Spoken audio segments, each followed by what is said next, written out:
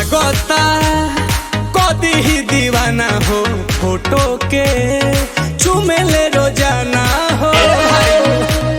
साचो का अरे लागता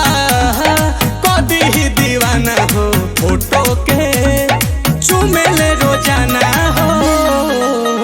और मान ले बिया हमके पहती मान ले बिया हमके पहती पगली देखावे अगर पहती पगली देखावे अगर पहती कि बनल चाहतिया श्रीमती बनल चाहतिया श्रीमती पगली देखावे अगर पहती पगली देखावे अगर पहती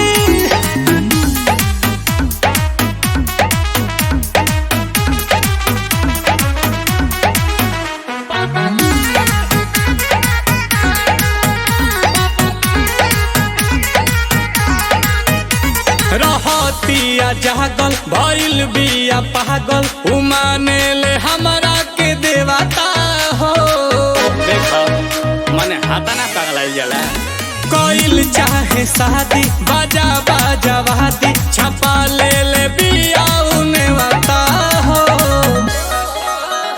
तो पूजा करे लेके धूप बहती पूजा करे लेके धूप बहती पगली देखावे अगर बहती पगली देखावे अगर बहती कि बनल चाहतिया श्रीमती पगली देखावे अगर बहती पगली देखावे अगर बहती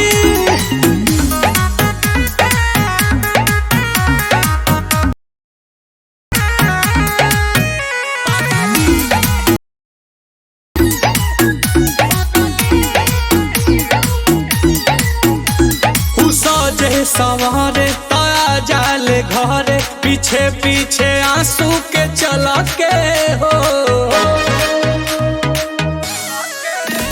बच्चे हरा नूरानी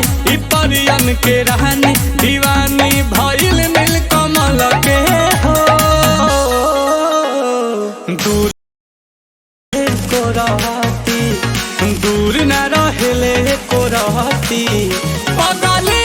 देखावे अगर बहती पगली देखावे अगर बहती मान ले बिया हमके पहती पगली देखावे अगर बहती पगली देखावे अगर बहती इतना प्यार तो नसीबे से मिलेला।